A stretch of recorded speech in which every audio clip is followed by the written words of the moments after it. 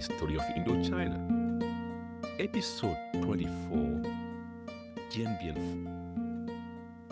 The place is called Muang Than, which means the city of heaven in the local Thai language. The Vietnamese call it Dien Bien Phu, which translates to something like the border area capital. And it is in this basin-shaped plain on the borders of Vietnam, Laos, and China, in northwestern Vietnam, that the biggest battle of the Indochina War will take place. It all began on November the 20th, 1953, when the French launched Opération Castor, and 2 battalions, that is 1,300 men, were parachuted in the area and captured the valley, which was defended by a small unit of the Vietnamese People's Army. Today, we will cover the first weeks until January 25th, when General Vo Nguyen Giap called off his planned attack on the French garrison. And on the same day, January 25th, 1954, a conference began in Berlin to discuss Indochina between the French, the American, the English, and the Soviets. Many decisions that we'll see on the battlefield were taken in light of their diplomatic deadlines, as every stakeholder wanted to negotiate from the strongest position possible. According to a French journalist, Dien Bien Phu is, quote, a huge stadium at least 20 kilometers long and 7 to 8 across, end quote. This valley is surrounded to the east and northeast by hills that rise to more than 1,300 meters, and those hills are covered by dense forests. There was a small village in the valley, but above all, there was an airstrip that the French engineers immediately began to renovate after November the 20th. The French wanted to replicate what they did in Nha San, meaning built a garrison around the airstrip. Why? Because that was the vital link to Hanoi. If you remember, the French evacuated that area in 1952. So if you planted a garrison there, it would be completely cut off by land and only accessible by air, since the entire area was under DRV control. So when news of the French operation broke, the general staff of the People's Army was githered around General Giap to receive instructions for the new fighting season.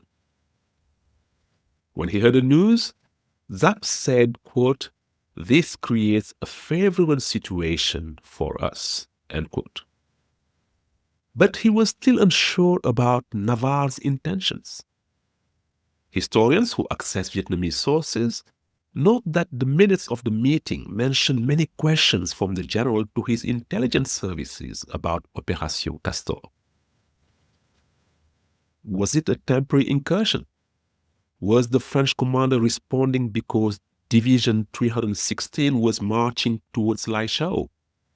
Were the French paratroopers dropped at Dien Bien Phu coming to reinforce Lai Chau? Or was Navarre planning to abandon Lai Chau to create Nha San-style base? Well, there were many questions, but immediately the Vietnamese intelligence network was set up around Dien Bien Phu. At the same time, General Cogny, who was the French commander for the northern region that the French called Tonkin, well, Cogny was making it clear to everybody that the French were trying to build an airland base just like in Nha San. And for that purpose, French planes were going non-stop between Dien Bien Phu and Hanoi, bringing equipment, ammunition, concrete, whatever is needed to set up a base. So as a consequence, General Giap put 3 of his divisions on alert, ready to transfer to Dien Bien Phu. That's the 308 Division, 312, and 351. And as early as November the 25th, the first soldiers of the Division 316 were spotted on the ridges overlooking the French camp. That was a surprise to Navarre, the French commander, because he was not expecting Vietnamese troops that early around Dien Bien Phu, and he was a bit worried. But not enough to stop the operation. On the 3rd of December, Navarre wrote to Cugny and told him that, quote, he had decided to accept battle in the northwest by focusing the defense on the airland base of Dien Bien Phu, which had to be kept at all costs, end quote. And this December 3rd decision is super important. Firstly, it is not consistent with the Navarre plan that we've talked about last week. The plan did not envision major battle in the 53-54 campaign. But what happened here on December the 3rd is that Navarre was betting that General Giap would not be able to set up logistics networks for tens of thousands of soldiers more than 500 kilometers from its bases. The French Air Force would destroy any Vietnamese column. Of course, now the People's Army had Molotov trucks, but Navarre did not see how the Vietnamese could drive them from their northern bases to Dien Bien Phu. So Navarre was quite confident that there was no scenario where France would not have superior firepower. With the benefit of hindsight, we know that Navarre miscalculated. But in December 1953, even General Giap himself thought that Dien Bien Phu was just too big. General Giap had been burned in the Delta in 1951, and he had been burned in Nassan in 1952. And compared to those two battles, Dien Bien Phu was an even bigger challenge. First of all, it was far away, because all his combat units had to make a 500-kilometer trek to get on the battle site. Secondly, if you took into account that much of the rice and equipment came from China, General Giap had to manage an 800-kilometer logistics route. I mean, building the network, then protecting it and maintaining it for months while being bombed by French planes, well, that was an almost impossible task. However, against all the odds, the Vietnamese decided to take on the French at Dien Bien Phu. The decision was made on December 6, 1953, when the National Assembly of the DRV met for the first time since 1946. This meeting was initially called to formalize the land reforms taking place. But in addition, the National Assembly ordered general mobilization for the Dien Bien Phu campaign. And on December 19, the party's Politburo called for the pursuit of victory by two means: armed struggle and negotiation. The implication here for General Giap was that there was no other option than winning. Ho Chi Minh gave him full military powers and said, quote, "Attack if victory is certain. If victory is not sure and certain, then you must absolutely restrain yourself," end quote. At this stage, the 316th Division was almost already on site. On top of that, Giap ordered other divisions to march on Dien Bien Phu, that the 308, the 312, Artillery Division 351. Overall, 35,000 infantry, artillery, engineers, and anti-aircraft troops were mobilized, supported by more than 7,000 troops, including staff, all in charge of securing the roads. At once, the Vietnamese started building a road in the jungle. Day and night, 75,000 porters, 20,000 bicycles, and 600 Molotov trucks transported tons of rice, ammunition, and weapons.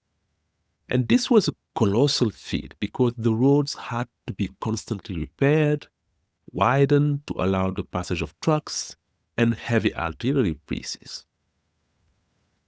And as early as December 1953, 500 tons of equipment arrived at Dien Bien Phu. They arrived by truck or on people's backs when the road was cut, by bicycle when the vehicles did not pass. And in hindsight, it is obvious that the French were already in trouble. On December the 4th, a French patrol ventured out 5 kilometers from Dien Bien Phu and met resistance. The French suffered 14 dead and 26 wounded. To sum it up, even though Opération Castor was not initially intended as a major operation, both French and Vietnamese decisions afterwards made it inevitable that a major battle would be fought in the northwest. It would be make or break at Dien Bien Phu. As a result, General Cogny ordered the evacuation of the Thai capital, Lai Chau. And this is the first setback in the northwest for the French. Lai Chau was the capital of the French ally in the region, the leader of the Thai, a guy called Dien Van Long. The French managed to exfiltrate Dien Van Long and his relatives safely. But this was a local chief, a local warlord, and he had militiamen and people who depended on him. The French plan for those guys was for them to rally Dien Bien Phu by foot and join the garrison there. 2,100 or so Thai militiamen left Lai Chau and headed to Dien Bien Phu. But of the 2,100 militiamen who left Lai Chau, only 185 made it alive to Dien Bien Phu. The almost 2,000 others fell in successive ambushes or disappeared in the jungle. So a major pro-French force was decimated there and then. On top of that, abandoning Lai Chau meant as well that the northwestern part of the Chinese border was now totally under DRV control. So when the Division 316th of the Vietnamese People's Army entered Lai Chau on December the 12th, it was a military but also symbolic defeat for the French. Their allies had been eliminated and French influence in the region was over. But the French were still confident to repeat Nassan in Dien Bien Phu. So the valley was turned into a real fortress under the command of the same commander as in Nassan. On December the 8th, Gilles was replaced though by another commander, Colonel de Castres. In the camp, the beating heart was the airstrip, the vital link to Hanoi. Planes were constantly landing and taking off, bringing troops, ammunition, food, and construction equipment. This airstrip was protected by 9 fortified positions set up on hills. These positions were given women's names and are very famous in the war history. It went from A for Anne-Marie to I for Isabelle. And each position was defended by artillery, and the French artillery commander was saying to every journalist that he would silence Vietnamese cannons after one salvo. After a month, the French troops numbered more than 10,000. And even though they were surrounded, these guys were so confident, almost cocky. Captain Pouget, who was the aide de camp to General Navarre, remembered later flying multiple times with civilian and military dignitaries. And he remembered that everybody was just ecstatic when they saw the French fortress. It looked impossible that the Vietnamese could conquer that. And when a few killjoys pointed out that the French garrison was at the bottom of a valley and that the Vietnamese held the dominant positions around it, they were quickly shouted out. From the commander to the grunt, they just could not wait anymore for the fight. And this is what General Cogny, the French commander in the northern region, said, quote, "I wish for a clash at Dien Bien Phu. Of course, the Viet Minh artillery may hinder us for a while, but we will silence it. I will do everything to make Giap bite the dust and make him lose the desire to venture into grand strategy. End quote. So that quote shows you how little respect French commanders have for General Zapp. However, the warning signs were already visible for the French. First of all, the French Air Force was just unable to stop the Ming supply chain. Secondly, as we saw, by December, the siege was set on the camp, and it was almost impossible for French soldiers to venture out of the camp. Thirdly, in January, the French command received intelligence that General Zapp was transporting 105mm howitzers to the battleground. That would be big if true, because the French did not have fortifications against that kind of caliber. But here again, the French did not think that Zapp could move many of those howitzers to Dien Bien Phu. So they did not bring in concrete to solidify their fortification and dugouts. Fighting emplacements and bunkers were built using wood from the area as well as sheet metal. Trenches were dug and barbed wire networks were installed, but nothing was concrete solid. So Navarre stayed the course in January. However, instead of concentrating all his forces on Dien Bien Phu, like Zapp was doing, the French commander launched another operation in January. It was called Opération Atlante, and it took place in central Vietnam. And the results were mixed, if not negative. One, because this operation spread French troops even thinner, as General Zapp wanted. And then the Vietnamese troops refused combat. But when the French forces were withdrawing, the Vietnamese set up vicious ambushes and inflicted massive casualties to the French. And you might be asking yourself, why the French didn't pull the plug and just evacuate the camp in January? Once the decision had been taken to fight the French at Dien Bien Phu, what if the French just refused combat and leave? Well, firstly, we've seen it, the French were supremely confident.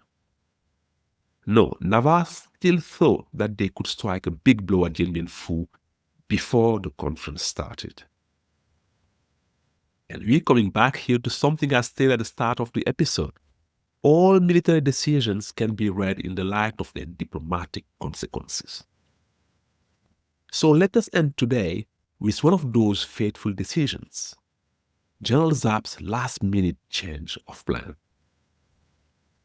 Initially, the Vietnamese attack on the French camp was planned for January the 25th. The plan was for the 308 and 312 divisions to launch a massive and violent attack and destroy the camp. It was the Chinese model known as fast strike, fast victory. And this modus operandi was favored by the Chinese advisors. But in his memoirs, General Zapp said that he had doubts about these tactics. And he thought about it a lot when he left the Viet Bac on January the 5th to join the battleground at Dien Bien Phu. Wouldn't it be better to attack and move forward step by step instead? His artillery chief, a guy called Pham Ngap Mao, described the two alternatives as follows.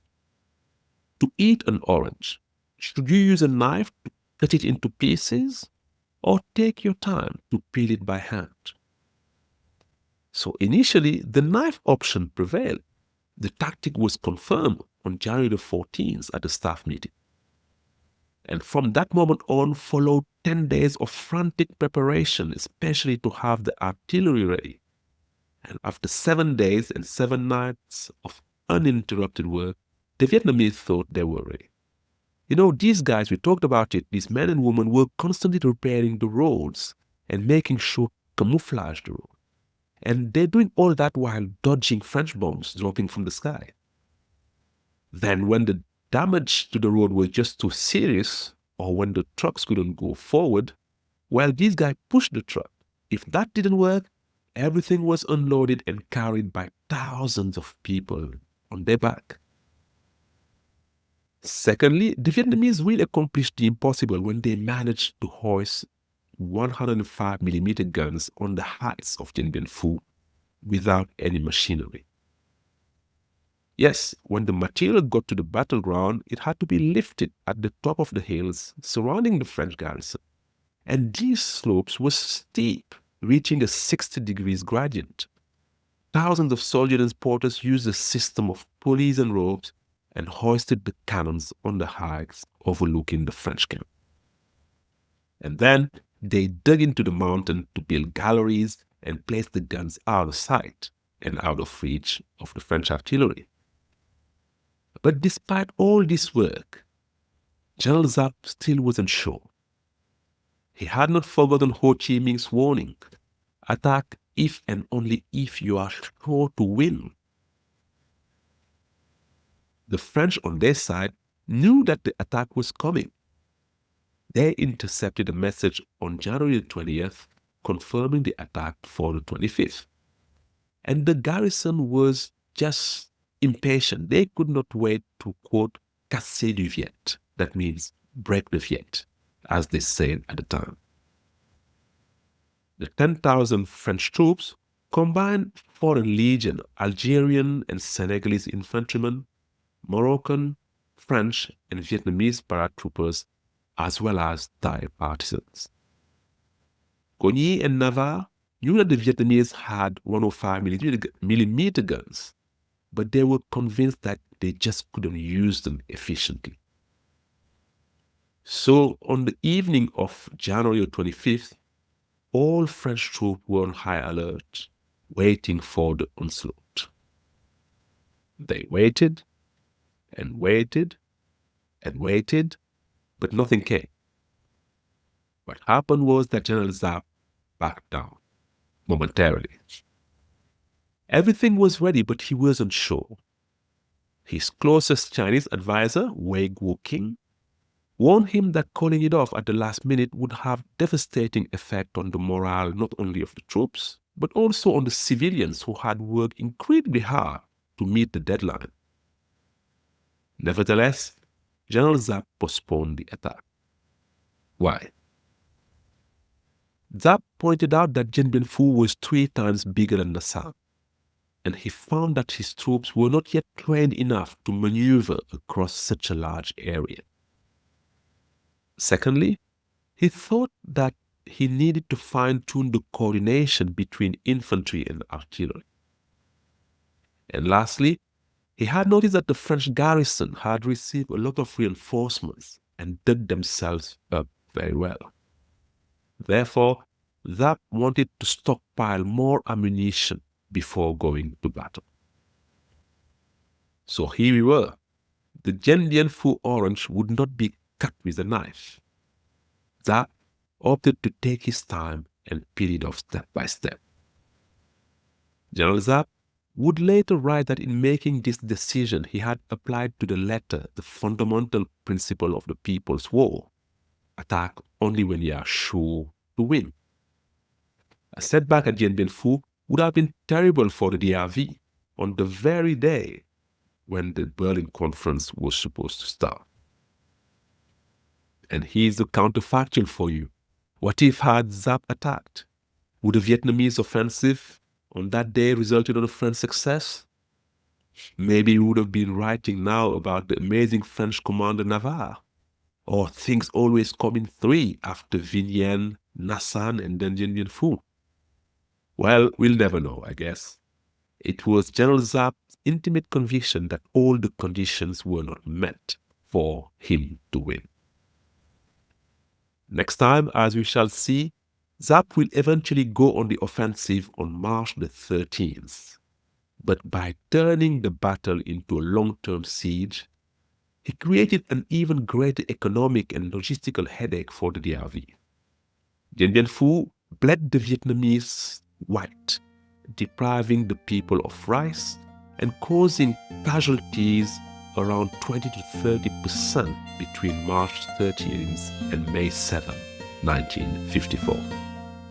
I will tell you everything about it next time. Until then, be well and goodbye. na jake